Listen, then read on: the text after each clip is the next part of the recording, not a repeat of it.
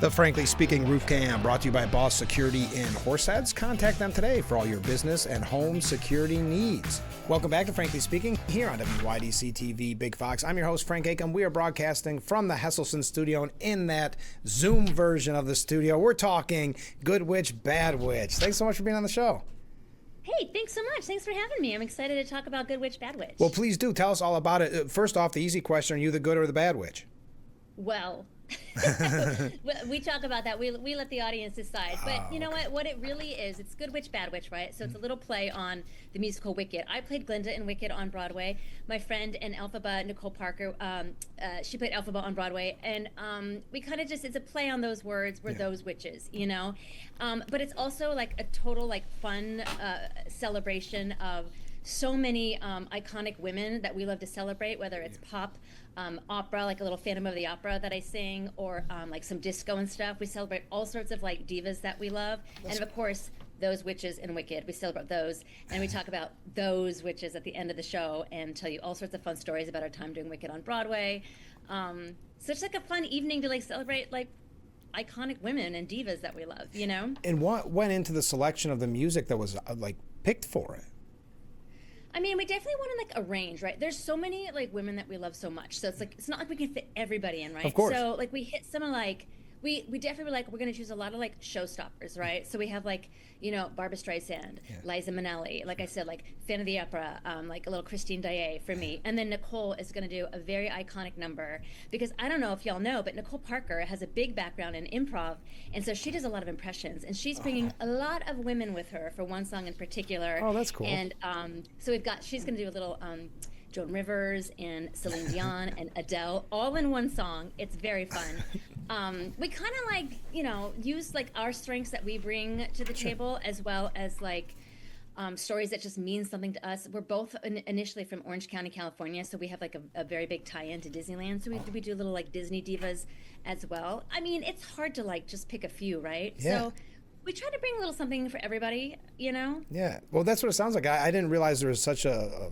repertoire. Is that the right word? I didn't realize there was so much music in it. Definitely. It's a huge wide range. Like I said, we touch on we even do like a little disco number, and like we have some pop divas, and of course we both come from Broadway, so there's plenty of Broadway to be had. And there's banter in between too. It's not just a concert. Oh no. I mean, Nicole and I have known each other for many, many years. Yeah. We met doing Wicked. We talk a lot in between the numbers. We have really fun stories, silly stories, and heartfelt stories. Yeah, it's Nicole and I, when we used to do Wicked together, we got a lot of like positive reviews about like how good our chemistry was together. Yeah. And so it's really neat to like bring that friendship and that kind of chemistry to the stage, you know? Oh, absolutely. Now, you mentioned you were on the first national tour of Wicked. So tell us a little bit about touring. What's it like to always be kind of out on the road throughout these towns? Yeah, right. I mean, touring is a little different than Broadway, right? Like you do Broadway, you get to come home at night, you get to come home to your kid, you know, and it's just like, it's your job, you know? Sure. And on tour, like your family kind of becomes the castmates that you have. Yeah. And so you end up like during the day or like on your day off, you'll find things to do in a city together, you know? I also did the San Francisco company, which was really, really cool. And like a couple of us, we'd go like hiking in the redwoods together, you know? So you kind of just like look up ahead of time, what is there to do in the city we're going to? Yeah. I mean, I haven't even looked into Elmira. Like when I come to Elmira, what am I going to do in Elmira? There's so much to do, except for it's -5, so don't go hiking. Put that one. Put that one off. I get it. Yeah.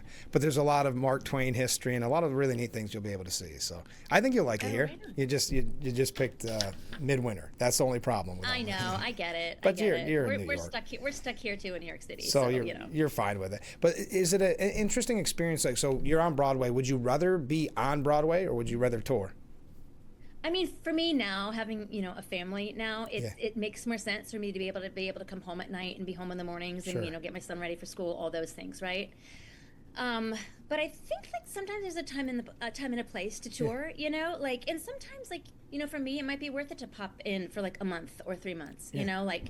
It's hard to say. Like to tour, it's different now that I have a family. So it's like, do I want to be gone for that long, or can I take my family with me? Is it during most of the summer months? Like, is it in cities where I actually have extended family? Like that's worth it. Yeah. There's a lot more decisions. a lot goes into the decision making now. So yeah, it's a little more ideal for me to stay in New York City and do Broadway, but like some things are worth it. Yeah. You just gotta wait it out. You just gotta wait it out. Well, what was it exactly that got you involved with Good Witch, Bad Witch? How did that all come about? It just kind of felt like people, Wicked is like this iconic cultural phenomenon, right? And it just made sense to kind of be able to bring something like this to cities, that sort of like bring Broadway to cities. There was definitely an audience for it, right? Yeah. And while we're not going to bring the exact Broadway show of Wicked to the audiences, we get to do snippets and share like behind the scenes type stories that they wouldn't know otherwise. And specifically with me and Nicole, we get to like get specific about our relationship and our relationship with Wicked. There just seemed to be like a want for it. I mean, I don't need to tell you how popular. Oh my gosh! Sorry, the pun. How popular Wicked is. Yes, it's everywhere. And then it's also a chance to just get to like give a full show, and not just Wicked, but like tell stories about other aspects of our lives of being like Broadway performers, or bring moms and things like that. Yeah, and people seem to have a really great time. It's really, really fun, and it's great because it's fun for the whole family, like any age. Right, and it must be nice for you personally to have such a good relationship with your co-stars, so that when you are traveling together and you can play off each other on stage because of that history, that must make it a little easier every night. Oh, totally. Yeah. I mean, it's funny because you talked about touring, right? And it's like, one thing that could come into touring is like you could get sick of some of the people. Right. Well, I didn't want to say it that way. Yeah.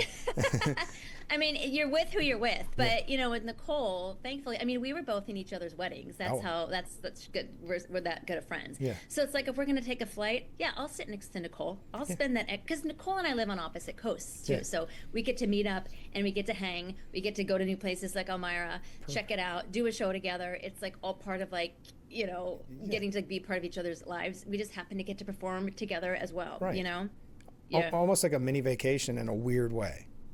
In a weird way. In a weird way, you're not wrong. Totally. We are working, but it's fun, so it does feel like a little getaway too.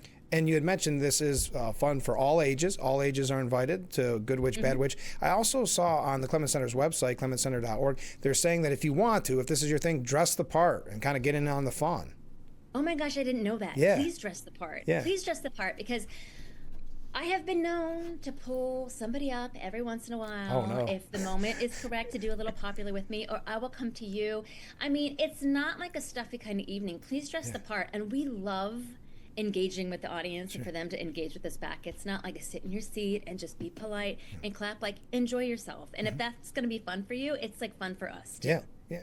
When you are performing, is there a band behind you, or is this all kind of pre-recorded music in the background?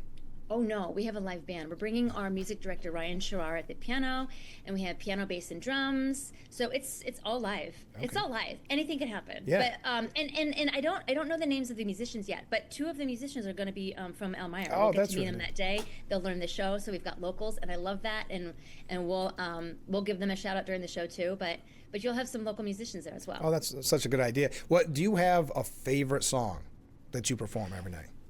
Oh my gosh. Okay, let's see. If we're talking about solos, I do love singing "Think of Me" from the Phantom of the Opera. Yeah. And audiences love to hear that. That's the gift too. Like I get to bring Phantom to them. As far as duets go, Nicole and I have a competitive duet we do called "Anything You Can Do, I Can Do Better." Oh, of course, and that one's just like really, really fun. Yeah. But of course, I love doing all the Wicked stuff and singing for good at the end of the show with Nicole, because it's so heartfelt and meaningful. And anyone will tell you who's done Wicked, and the two witches, we get to that. You get to that song when you're doing Wicked, and even when you sing it out of context in a concert like this, like it's not just about Elphaba and Glenda necessarily. It's also about Alli and Nicole. And so it means it's got a little depth to it. Yeah, I love that moment too. Well, and you talked a little bit about it, but you have such an impressive resume, and you talk about the songs that you sing. When was it that you wanted to do this for a living? I gotta be honest. Yeah. I was making my Broadway debut in Hairspray. Yeah. And I was walking the streets. I was going to work. I was eating a peanut butter and jelly sandwich, walking to the train to go to work. And I was like, oh, I was like, oh, I'm paying my rent right now. I'm feeding myself right now. I have, oh my gosh, like maybe I want to do this for the rest of my life or whatever. Like it just kind of clicked in that moment that it was happening and I could do it. I mean, I went to college. I went to NYU and studied, drama and vocal performance. And, but it wasn't until I was doing it that I was just like, oh, I guess it's happening and we're doing it. And I guess it can happen, you know? Yeah. I always just did it for fun growing up. It was just fun. I happened to have some talent and it was fun. And so I just continued to do it. And now it's how I make my living, you know? If it's going to be fun and you can get paid, that's perfect. Right? Isn't that the dream? Does it ever get, yes. when you're touring or on Broadway, does it ever get old hat every night, or is there something new about every performance? I mean, that's the gift of live theater, right? Yeah. Like the audience's energy, like in this particular case, if people are coming to have fun and sing along or dress up, like that is going to be different that night than it is the next night because it's a whole different group of people. When you're doing Broadway and you're doing 8 shows a week, right? Yeah. You do have to just like really hone in and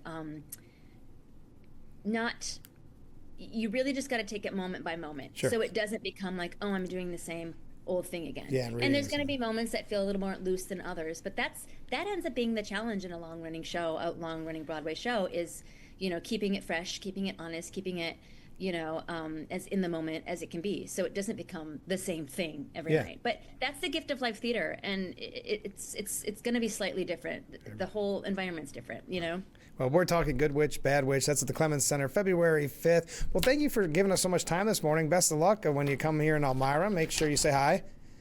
Oh, will do. Thanks for having me, and I'm excited to come out. I'm excited to see these costumes that people might come in. I don't know. Dressing up is not your thing. I totally get it, but I'm really looking forward to it. Yeah. Oh, that's great. Well, thank you so much, and we'll see you soon. Stay with us. We'll be right back with Frankly Speaking after this.